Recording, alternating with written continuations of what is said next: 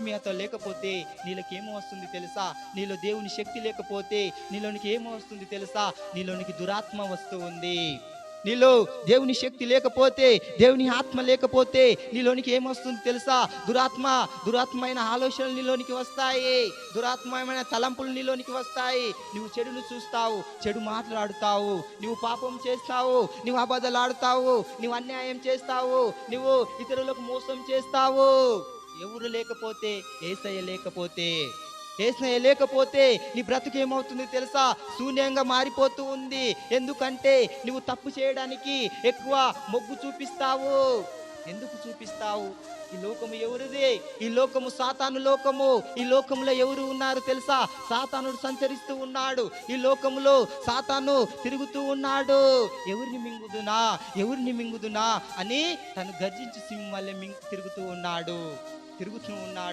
నీలో యేసయ్య లేకపోతే, ఆయన శక్తి లేకపోతే, ఆయన ఆత్మ లేకపోతే నేనేం చేస్తాడు తెలుసా? ఆ దురాత్మ సాతాను నిన్ను పట్టుకుంటాడు. నిన్ను పట్టుకొని ఏం చేస్తాడు తెలుసా? అక్కడికి వెళదాము, నీకు పని ఉంది, నువ్వు సినిమా చూడు, నువ్వు సీరియల్ చూడు అని ఆ సాతాను నేనేం చేస్తాడు తెలుసా? ప్రేరేపిస్తాడు.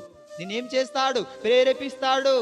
చేస్తున్నాడు? దేవుని మందిరం నుంచి దూరం చేస్తాడు. ఆయన నీడ కిందికి రాకుండా నిన్ను దూరం చేస్తాడు.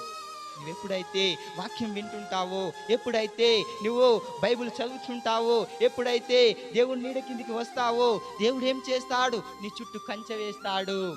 హల్లెలూయా! నీ చుట్టూ ఏం చేస్తాడు? దేవుడు కంచె వేస్తాడు. పరిశుద్ధాత్మ శక్తి నీపై కుమ్మరిస్తాడు.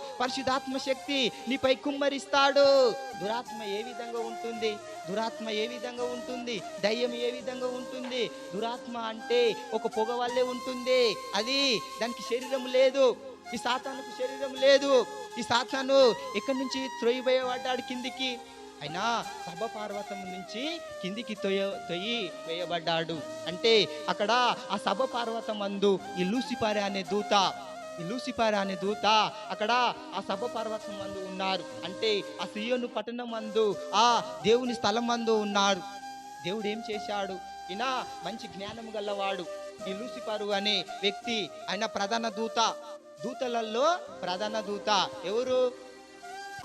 లూసిఫర్ అనే దూత. ఆ దూతలలో ప్రధాన దూత. అయితే ఆయన ఏం చేశాడు? దేవుడు ఈయనకు ఒక అధికారం ఇవ్వాలని దేవుడు అధికారం ఇచ్చాడు. అంటే ఆ సైన్యమును నడిపిస్తూ ఉన్నాడు. ఎవరు? ఈ లూసిఫర్ అనే దూత. హల్లెలూయా! పరలోకములో ఎవరెవరు ఉన్నారు? కెరబులు ఉన్నారు. అక్కడ ఎవరు ఉన్నారు? గాబ్రియేలు దూత ఉంది. అక్కడ మీకాయేలు దూత ఉంది. అక్కడ లూసిఫరు అనే దూత ఉండేది ముందు. ఇప్పుడు లేదు లూసిఫర్ అనే దూత. ఇప్పుడు పరలోకములో లేదు ఈ లూసిఫర్ అనే దూత. అయితే ఈ లూసిఫర్ దూతకు ముందు దేవుడు ఏం చేశాడు? అధికారం ఇచ్చి అయితే అక్కడ దేవదూతలు వస్తూ ఉంటారు. దేవదూతల పైన అధికారంగా ఉన్నాడు. ఎవరు? లూసిఫర్ అనే దూత. అయితే లూసిఫర్ అనే దూతకు దేవుడు అంటే మంచి స్థానంలో నిలిపితే ఆ లూసిఫర్ అనే దూత ఏం చేసుకున్నాడు తెలుసా? నేను ఎందుకు ఆరాధించబడకూడదు? నేను ఆ సింహాసనం మందు ఎందుకు కూర్చొనకూడదు అని తన మనసులో గర్వించాడు. తన మనసులో అనుకున్నాడు.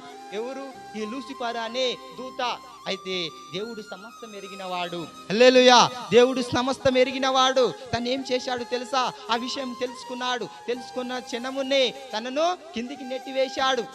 దేవుడు ఎవరిని? ఈ లూసిఫర్ అనే ప్రధాన దూతను కిందికి నెట్టివేస్తే ఆ పరలోకంలో ఈ దూత ఏం చేసుకున్నది తెలుసా? కొద్ది మందిని ఏర్పరచుకున్నది. ఇప్పుడు ఎవరన్నా ఒకరు నాయకత్వం ఉంటే, ఎవరన్నా ఒకరు పెద్దగా ఉంటే వాళ్ళు ఏం చేస్తారు? వాళ్ళకు నచ్చిన వాళ్ళను కొంతమందిని ఏర్పరచుకుంటారు కదా. ఇక్కడ కూడా అదే విధంగా ఆ పరలోకంలో కూడా ఆ సాతాను అంటే ఆ లూసిఫర్ దూత కొద్ది మందిని పోగు చేసుకున్నది. పోగు చేసుకుంటే ఆ దేవుడు ఏం చేశాడు? నెట్టివేసినప్పుడు ఆ దూత సమూహము కిందికి నెట్టివేయబడ్డారు. అయితే ఈ సాతాను అనే ఈ లూసిఫరు అనే సాతాను ఎక్కడికి వచ్చి ఆగాడు తెలుసా? ఆ మధ్య ఆకాశంలోనికి ఆగిపోయాడు. మధ్య ఆకాశంలో ఈ సాతాను అనే లూసిఫరు ఉన్నాడు. మరి తను ఏర్పరచుకున్న దూతలు ఉన్నాయి కదా, ఆ దూతలు ఈ భూమిపైకి నెట్టివేయబడ్డాయి. ఆ నెట్టివేయబడ్డ ఆ దూతలే దయ్యాలలాగా తిరుగుతూ ఉన్నాయి. ఈ భూమి పైన ఏమి తిరుగుతూ ఉన్నాయి తెలుసా? ఆ ఆ దూతల సమూహాలే, ఆ దూతల సమూహాలే తిరుగుతూ ఉన్నాయి. వాటికి శరీరము లేదు, వాటికి ఏమి లేదు తెలుసా? శరీరము లేదు, వాటికి ఏమి లేదు తెలుసా? రక్తము లేదు. అవి ఏమి చేస్తూ ఉన్నాయి తెలుసా? ఎవరైతే బలహీనంగా ఉన్నారో, ఎవరిలో అయితే దేవుని శక్తి లేదో వారిలోనికి దూరుతూ ఉన్నాయి. వాటికి ఏమి కావాలి? శరీరము కావాలి. వాటికి ఏమి కావాలి? ఒక శరీరము కావాలి. అవి ఏమి చేస్తూ ఉన్నాయి తెలుసా? నువ్వు బలహీనంగా ఉన్నావు, నీలో దేవుని శక్తి లేదు, దేవుని ఆత్మ నీలో లేదు. నీలోనికి వచ్చి కూర్చుంటుంది ఆ దయ్యము. ఆ దయ్యము నీలోనికి వచ్చి కూర్చుంటుంది. నీలోనికి వచ్చి కూర్చొని నేనేం చేస్తుంది తెలుసా? అనేకమైన ఈ లోక సంబంధమైన వాటిని చూపిస్తూ ఉంది.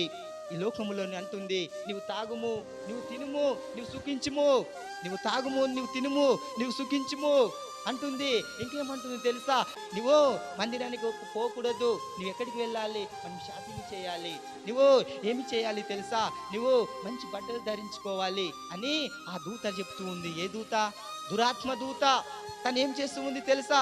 అంటే మంచి వాటిపైన మనసు నింపకుండా చేస్తూ ఉంది. మందిరానికి వెళ్ళి మనము దేవుని మందిరంలో మోకారించి ప్రార్థిద్దాము అని నీకు అనిపించదు తెలుసా? ఎందుకు అనిపించదు? నీలో దురాత్మ ఉంది కాబట్టి నీకు అనిపించదు. ఒకవేళ అనిపించినా కానీ నీవు వస్తావు గంటల తరబడి, అంటే నీ మనసు నీ వాక్యం వినడానికి ఉండదు. ఎందుకు ఉండదు? నీలో చెడు తలంపులు ఉన్నాయి, చెడు ఆలోచనలు ఉన్నాయి. ఆ ఆలోచనలు నేను ఏం చేస్తున్నాయి తెలుసా? ఆ దురాత్మ ఏం చేస్తుంది తెలుసా? దేవుని నుంచి నిన్ను దూరం చేస్తూ ఉంది. దేవుని నుంచి దూరం చేస్తూ ఉంది. ఆ దురాత్మను ఎదిరించాలంటే, ఆ క్రియలను నువ్వు తొలగించుకోవాలంటే ఈ లోకంలో శరీరాశ, నేత్రాశ, జీవపు డంబము ఉంది. దాన్ని నువ్వు దూరం చేసుకోవాలంటే దేవుని శక్తి కావాలి, దేవుని ఆత్మ కావాలి, దేవుని అభిషేకము కావాలి. దేవుని పరిశుద్ధాత్మ నేనేమి చేయాలి తెలుసా? తాకాలి. దేవుని పరిశుద్ధాత్మ నీలో ఉండాలి. ఆ పరిశుద్ధాత్మ నీలో ఉంటే ఏం చేస్తుంది తెలుసా? ఆ దురాత్మతో పోరాడుతూ ఉంది, ఆ దురాత్మతో గద్దిస్తుంది, అంటే యుద్ధం చేస్తూ ఉంది. ఆ దురాత్మను నీలోనికి రాకుండా చేస్తూ ఉంది,